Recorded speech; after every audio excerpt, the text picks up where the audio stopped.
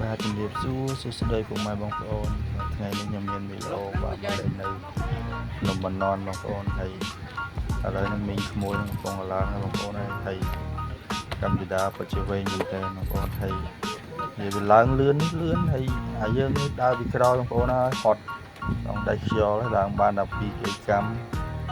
ចង់ធ្លាក់ដាតហើយខានឡើងយូរបងប្អូនពីមុនធ្លាប់ភ្នំព្រះវិហារដែរបងប្អូនហើយទៅខានឡើងយូររៀងផត់យ៉ាងបងប្អូនឥឡូវបានចិត្តពាក់កណ្ដាលបងប្អូនហើយចាំទស្សនានៅ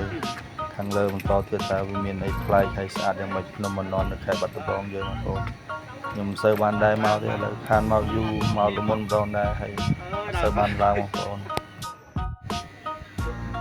ហ្នឹងហើយក្មួយនោះឡើងដល់លើអស់ហើយអ៊ំពូមិញហ្នឹងនៅហត់នៅនេះទៅលេងចង់រួចហ្នឹងបាទហើយក្មួយនោះបាទឡើងលឿនហើយបងប្អូនអើយទៅបាត់ហើយណាបងប្អូនឥឡូវដល់លើបងប្អូននេះហត់រៀងខ្លួននេះដាក់សិននេះកំពូលទី1ដែលយើងមកដល់ដំបងបងប្អូនស្អាតបងប្អូនចាំមើលទស្សនាកន្លែងមួយទៀតបាទដល់លើហើយបងប្អូនហើយនេះបរិយាកាសមែនទេបងប្អូនណាប្រាសាទនៅបន្នន់យើងបងប្អូននៅរូបចម្លាក់រូបតា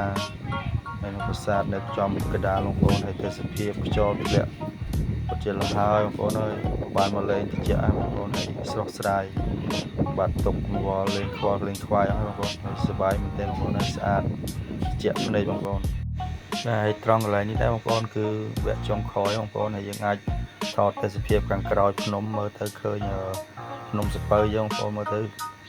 ឃើញដូចមែនតែនបងប្អូនស្អាតណាស់ហើយកំពុងថតមើលខ្ញុំសូមមើលបងប្អូនទាញមកស្អាតបងប្អូនហើយមេឃចិត្តភ្លៀងទៀតហ្នឹងហើយវីដេអូខ្ញុំមានតែប៉ុណ្្នឹងទេបងប្អូនហើយមេឃចិត្តភ្លៀងដល់ម៉ោងទៅវិញអរគុណជម្រាបលា